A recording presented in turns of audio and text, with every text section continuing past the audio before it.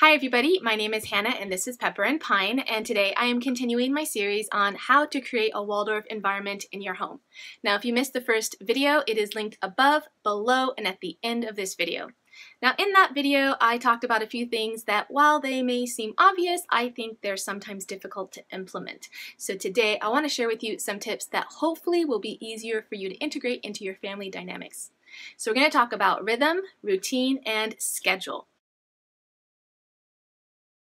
So let's talk about schedule first. In my mind, I think of a schedule as the things that you have to do during the day associated to a specific time. Now, a schedule isn't all bad. In fact, for some people, it can really provide peace and harmony in their home. So before I continue talking about a schedule, I want to talk about something that is of paramount importance for me, and that is peace and harmony. For me, I will plan my day and choose events so that I can, to the best of my ability, achieve peace and harmony, because for me, that is really important. Now, for you, achieving peace and harmony, you might find a different way to achieve that, and maybe a schedule works really well for you. Now, in general, I feel that children do better in a less chaotic, less stressful environment, but I do have some friends who really thrive in the hustle and bustle of going places and doing classes and really being outside the home.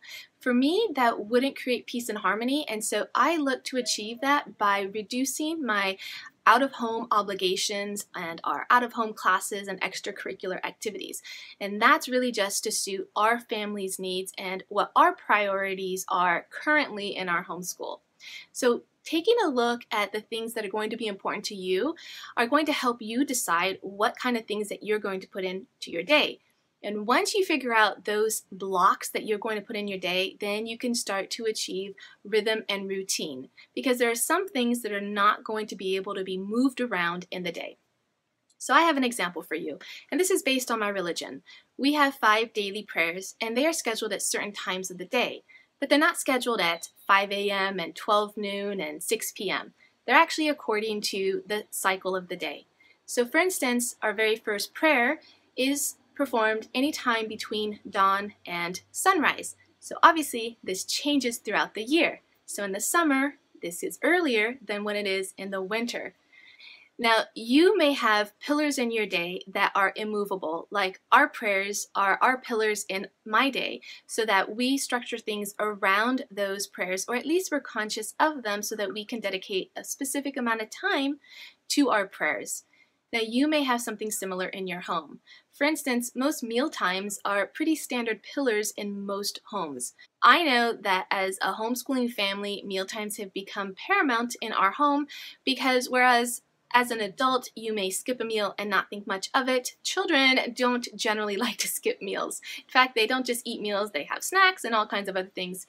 So in order to work on your day and try to achieve some rhythm and some balance in your day, you might look at the things that are somewhat immovable in your day and start to work around them. All right, so let's look at routines and rhythm and how they're different. For me, I have a specific rhythm for our week, our day, and in fact our whole school year, or in fact the whole year itself. So for me, the rhythm is how we are feeling and responding to the day, separate from our routine, which for me focuses more on the things that we're doing. So during the day, we tend to do more of our head work in the morning, and then move on to our handwork and more relaxing things in the afternoon. Generally, there's more structure in our morning and more flexibility in our afternoons. Now, this rhythm for the single day is actually reflected in our week, and it's reflected in our school year. So at the beginning of the week, we may have more structure in our days, and then at the end of the week, we have more flexibility. So you might relate to this as well, in that Fridays tend to be fun days or art days or game days, and so you have a bit more structure on Monday and then a bit more flexibility come Friday. Now this is also reflected in our whole school year as well. So in September and October and November, we tend to have more structure in our day. We tend to start earlier for our school day. We tend to go longer and do more head work at that time of the year. By the time spring rolls around, our days start to get more flexible and they kind of deconstruct. There seems to be less head work going on in our homeschool and a lot more handwork and outdoor activities and movement overall. So you can see that throughout the year, day, and week, we have a rhythm that is consistent in that we have more structure at the start and more flexibility at the end. For me, working more in the fall and taking more time off in the spring works really well for me. But I have a friend who is kind of the opposite. She really gets her stride going by about springtime, and that's when they're finally getting into their work and doing their homeschool. And then come summer, it's time to take off, and that really breaks their rhythm pretty dramatically. So we are each different in that capacity, and I would recommend that you really pay attention to your natural rhythm. And this does take a little bit of time to reflect on and really pay attention to, because usually our life today does not take into account the rhythms of the year, the seasons, and the shorter days in the winter and the longer days in the summer. We have so many things that prevent us from paying attention to that sometimes we don't even know what it is. So we have artificial lighting that prevents us from really feeling the night. We have different ways to keep us warm and cool so that we're not really feeling the elements throughout the year. And we are generally in the hustle and bustle of life almost year-round, so that we're not really paying attention to the hustle during the harvest season and the more lazy times when it's hot in the summer, and the inner work that you might do, or the head work that you might do in the winter time when you really can't do anything else because it's just too cold, or the elements just prevent you from doing very, very much of anything else. So when we don't have the ability to really respond to what our natural rhythms are, it's going to take a while to reconnect with that. Now, something that I started doing probably about 10 years ago was eating seasonally. Now, I think that that's kind of like really obvious, but to me it wasn't. I literally didn't know what things were in season because I had no clue. Going to the grocery store, there are strawberries year-round and watermelon year-round and corn year-round. It was really difficult to figure out what was actually in season. Now, your body actually responds really well to eating seasonal food, and that's a simple thing that you can do to start to respond and pay attention to the rhythms of the year. The other thing that you can do is start to pay attention to your energy level. I notice that there are times when I really need to contract and have my inward time, and for me that is the winter time. I don't really like being out and about. I don't do a lot of socialization in the winter. In fact, my friends are waiting for me to end my hibernation. Come spring, they can finally see me again, and these aren't even friends that I see often, but they know that in the winter time I tend to just be in my home, and it's a time where I am going inward, and I feel like that is reflective of what's going on with the seasons anyway. Now, come spring and summer, just really want to be out, as my kids do, and that's a time when we will do our outdoor activities, a lot of science projects, we'll see a lot of friends, we get really social. Fall is my favorite time of year, and I am deceived every September because we live in Southern California, and summer tends to trail into September and October and on occasion even November. So our fall season is quite short, but I try every year to really embrace fall, and it's always a struggle because it is still summertime here. But anyway, fall is my favorite time of year. It's a time where you are starting to move inward. It's a cozy time of year. I love the colors. I really respond to the warm tones, the oranges and the reds and the yellows. It's a really good time for me. It's a great time to come in from the outdoors and begin schoolwork. So those are the things that I have paid attention to over the years and have tried to incorporate into our homeschooling because it is something that is of importance to me, and I feel like my kids will benefit from having that rhythm in their year as well. All right, so let's talk about routine. Now, routine generally is the thing that you are doing on a regular basis, and it's not generally associated with time, But if you are the kind of person that prefers to have a time associated to the things that you're doing, then having a schedule is similar to having a routine, and both can complement your lifestyle depending on what your needs are.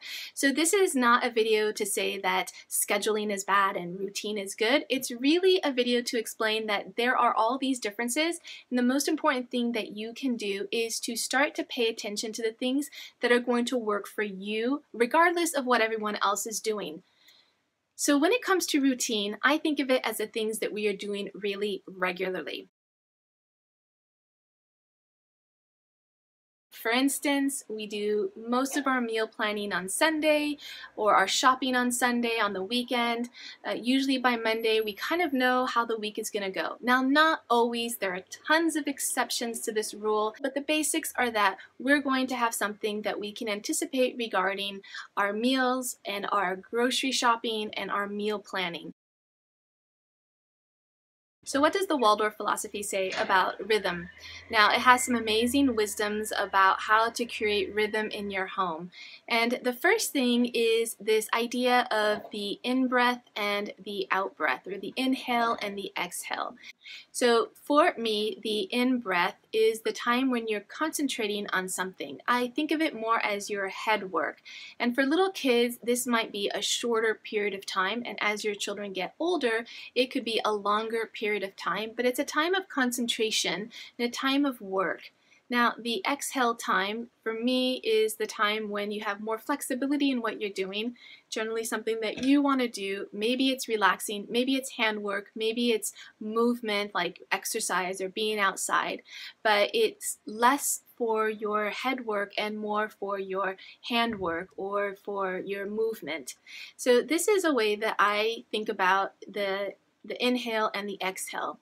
Now, why this is important in a Waldorf curriculum or in a Waldorf philosophy is that you want to break up your in-breath with your out-breath. So you want to break up that head work with a little bit of a break, and then you can come back together with some more head work. And if the kids are young, then the in-breath time will be shorter compared to your unstructured free time, which will take up these larger blocks of time in between your head work.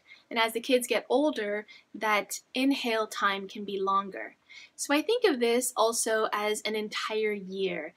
During the fall and winter, for me, that feels like an inward time. That's my in-breath. And then comes spring and summer, I feel like that's my out-breath. And I'm out there and I'm doing things, and it's social and physical and handwork and all these other things. But in the fall and winter, I'm coming in and doing the head work and just the focused and the structured stuff. And that's the way I view it. So I have a little story to tell you. When I attended the Waldorf school in France, I was in first grade. I was about 7 years old. And I remember our very first day of school had 5 breaks, like 5 recesses in the day. And to be honest, I was actually a little confused by that. Now, I hadn't really been to school otherwise, so it's not like I had much to compare it to. But I remember at the time thinking, what are all these breaks? Now, it turns out that I have just naturally a greater capacity to work diligently on something for a longer period of time before taking a break. Even as a child, I would start something and I would really want to finish it before moving on to something else. That's part of my nature and my personality. And that's fine for me, but it's not always fine for everyone else. So what I've noticed is that in our school day, we have a longer period of time of in-breath. The kids naturally find ways to get their breaks in between.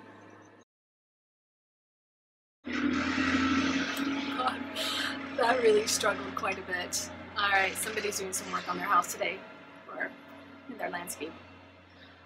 All right, so my children naturally found ways to take breaks, even though I didn't incorporate that into the school day. They were really responding to their own rhythms, and I was responding to my rhythm. So our school day typically looks like a lot of concentration of work between breakfast and lunch. Once lunch has taken place, we generally do not reconvene for a lot of head work. We usually do reading or something that's crafty or handwork or project or a hands-on project, we're not usually coming back in for, like, say, math or English. And the exception is for my older students. They have to come back for some head work at some point in the day. But in general, we will do all of our head work between breakfast and lunch. Now, in the fall and winter, that can be as early as like 7:30 and can last as long as about 12:30 or 1. That's a really long block of time. Now, whereas I can totally focus my attention for that block of time, my kids obviously can't. And this is okay, because even though I will be present in that time to do work, I'm not doing work with all of my kids at the same time. So naturally, they are going to have these breaks in between, but they're not ones that I facilitate. They're ones that they are taking naturally.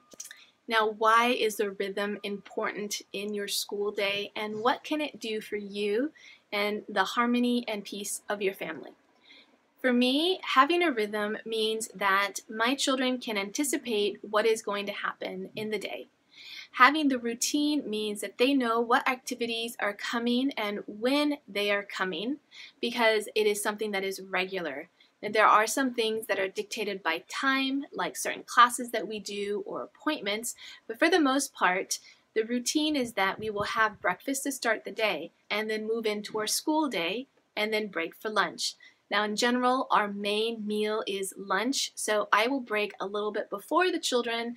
They might have some work to do, or they'll take that opportunity as a break time or play time, and I'll go and prepare lunch. It takes anywhere from a half hour to 45 minutes, but it's our main meal for the day, and I'm usually not coming back into the kitchen to cook another meal the rest of the day. You usually have enough for leftovers for the rest of the day, for the kids to snack on, or we have something light for supper, but we're not making our main meal dinner. Now, it doesn't mean that we don't convene together at some other time in the day, but what we're going to be eating is going to be far more substantial during lunchtime than during dinner. Now, we try to follow the idea of eating like kings during breakfast and like princes during lunch, and then like paupers during dinner. I think that's the expression. So we like to fill up with breakfast and then take a big lunch and then eat a light dinner. This works really well for us because since we're not going to be taking a whole lot of breaks between lunch or between breakfast and lunch, my kids really need to eat something substantial in the morning to really carry them through. If they're going to have something in between that, it's generally more of a small meal rather than snacky foods. We don't tend to have a lot of snacky foods in our home. So again, now we're moving into what our days are looking like. But this has a natural rhythm as well. So there is that inward time in the morning and that outward time in the afternoon, which, to be honest, probably a lot of people do anyway and don't even realize that this is, in my opinion, part of the natural rhythm that our minds and bodies tend to do well with. Now, if you have more questions related to the Waldorf philosophy, you are welcome to leave them in the comment section below. Or maybe, I think I really need to close the window because there's just so much noise.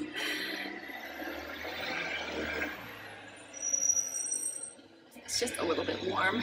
All right, let's try this again.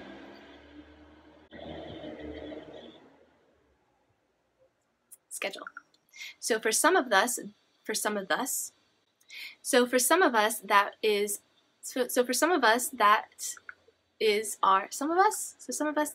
our meal times. So some of us that are our meal times. I'm not sure. There's the FedEx truck again. So you might find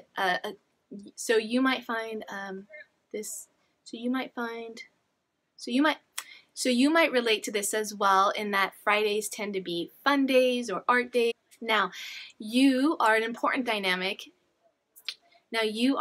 part of this dynamic rhythm relationship. Now, something else that's, oh, it's raining.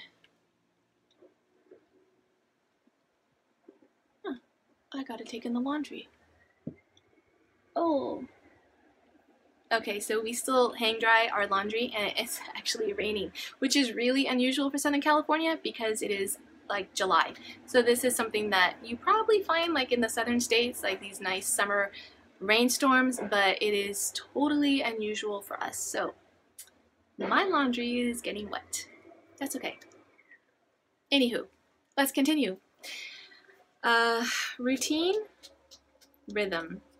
Routine, rhythm. Okay, when it comes to rhythm, it's not just what you're doing throughout the day, but it's how you're doing it and how it coordinates with the other things that you're doing. The trash truck is coming. I gotta wait for the trash truck. How y'all doing? Alright, here comes the trash truck. So that was the trash truck, and now I lost my rhythm. Just kidding. I mean, I did. Bad joke.